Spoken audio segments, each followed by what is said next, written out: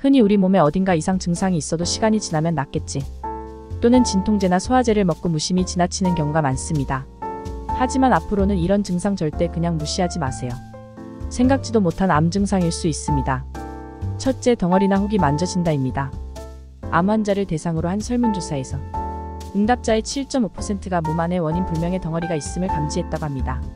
그러나 이들 중 67%가 의사에 문의하지 않았고 77%는 이를 심각한 질병으로 여기지 않았다고 합니다. 유방이나 다른 부위를 자주 만져 덩어리 존재 여부를 살피는 것이 암 조기 발견의 지름길이 될 수 있습니다. 둘째, 기침이나 쉰 목소리가 난다입니다. 기침이 오래 지속되는데도 원래 호흡기가 약해서라며 약으로 버티는 사람이 있습니다. 그러나 이는 후두암, 폐암 또는 갑상선암, 림프종의 가장 흔한 증상임을 미처 생각하지 못한 것입니다.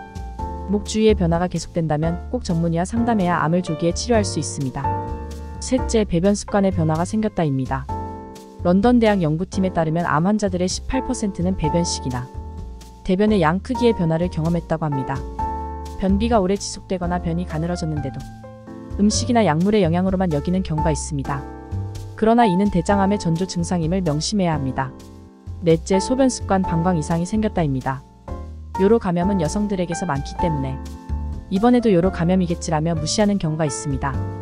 그러나 소변 습관의 변화나 방광에 통증이 있다면 신장암 및 방광암, 전립선암으로 이어질 수 있으며 이러한 증상은 남녀 모두에 해당합니다. 다섯째, 지속적인 통증이 있다입니다.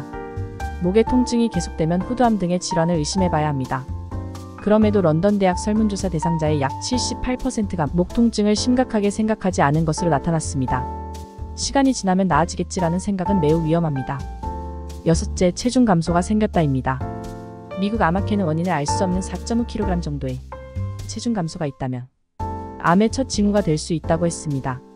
체중 감소는 췌장, 위, 폐, 식도암 등에서 일반적으로 나타나는데 급격한 체중 감소가 있는데도 운동이나 다이어트 탓으로 돌리면 암의 조기 발견을 놓칠 수가 있으니 주의해야 합니다.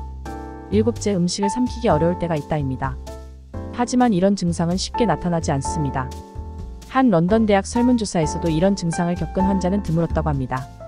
하지만 신경 또는 면역 체계의 문제, 식도암이나 위안목에 암이 생길 때 이런 증상이 나타날 수 있으니 주의해야 합니다. 여덟 번째, 출혈이 있다입니다.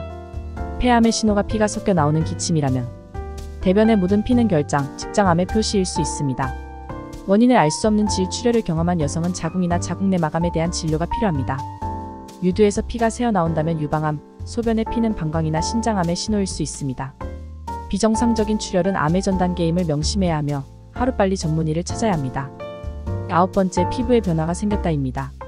점이나 주근깨, 사마귀 등의 모양 변화는 피부암을 예고할 수 있습니다.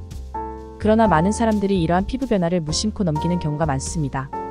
하지만 생명을 위협할 수 있는 피부암으로 진전될 수 있으니 단순 피부 트러블로 생각하지 마시고 꼭 전문의와 상담해 보시기 바랍니다.